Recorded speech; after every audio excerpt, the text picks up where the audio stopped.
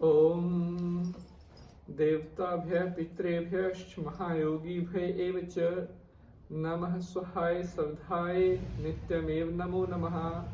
बोलिए पितृ महाराज की जय। थारे द्वार खड़े युग बीत गए, मारे संकट काटो पितरों जी। बोलिए अपने अपने पितृ महाराज की जय। कल मेरे एक मित्र का फोन आता है और हमारी बहुत देर बातचीत होती है। वो हमारे सहपाठी थे, हमारे साथ पढ़े हुए थे और कल कई वर्षों के बाद हमारी बातचीत हुई। तो उनका जो मुख्य उद्देश्य था मुझे फोन करने का, उन्होंने मुझे अपने घर के बारे में एक गंभीर विषय बताया कि उनके परिवार में पिछले काफी वर्षों से कुछ ऐसी परिस्थितियां हो रही थी जिसका उनको ना कोई ऐसा मतलब आभास हो रहा था कि परिवार में इतने परिवर्तन क्यों हो रहे हैं। परिवार में कई दुर्घटनाएं भी हो चुकी थी और आर्थिक स्थिति भी परिवार की काफी गड़बड़ा चुकी थी। हमारी लगभग 2 घंटे के आसपास बातचीत हुई। उन्होंने शुरू से लेकर अंत तक मुझे सारी बात बताई, कैसे कैसे क्या क्या कहां से उनके परिवार की स्थिति बिगड़नी शुरू हुई, किस तरह से परिवार में भय, दुर्घटना, रोग, बीमारी ने जन्म लिया। एक यूं कह लीजिए कि एक अच्छा खेलता हुआ हंसता परिवार एकदम से संकटों के दलदल में फंस जाता है। तो जब मैंने उनकी बातों का अध्ययन किया और उनका जब निष्कर्ष मैंने निकाला, तो उनके परिवार में पाया गया था कि बहुत पुराना पितृदोष बना हुआ है। पितृदोष का समय पर उन्होंने कुछ उपाय भी किए, कुछ पूजा भी की, लेकिन फिर भी उनका वह पितृदोष नहीं हट पाया। क्या कारण था, किस वजह से उनका पितृदोष नहीं हटा, ये भी मैंने उनको डिटेल में बताया। और जो बातें मैंने उनको बताई वो बिल्कुल उनसे उन्होंने बिल्कुल हामी भरी जो फैक्ट मैंने उनको बताए।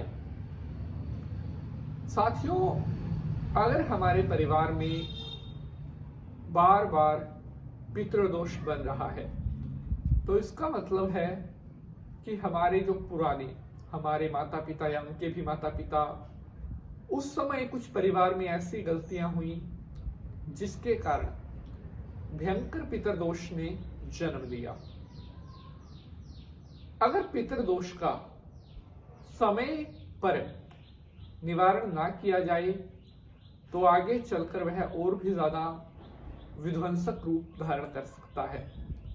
पितृदोष के कारण बहुत बड़ी समस्याओं का, संकटों का सामना परिवार को करना पड़ता है, जैसे धन का अभाव, बीमारी का बढ़ जाना,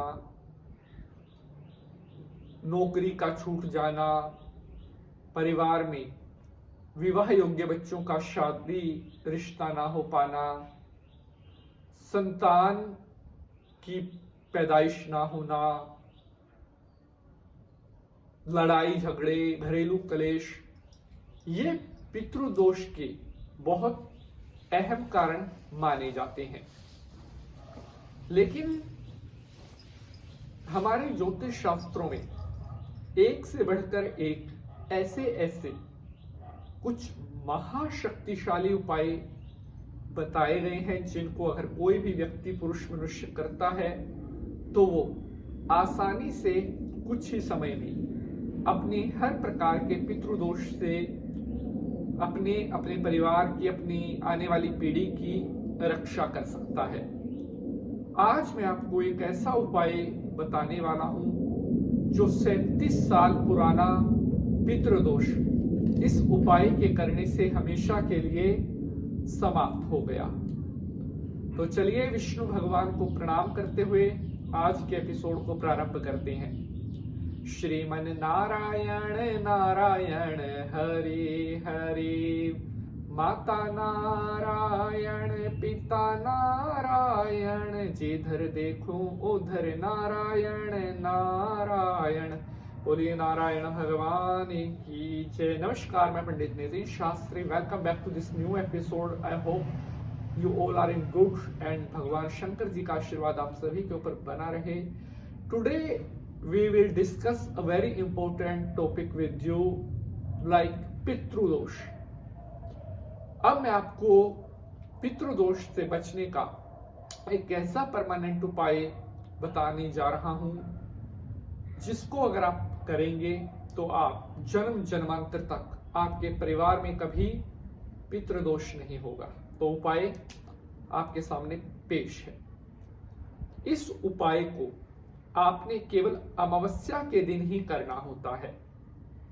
ये नहीं है हर अमावस्या को करें, जब भी अमावस्या आए तो आप कर सकते हैं।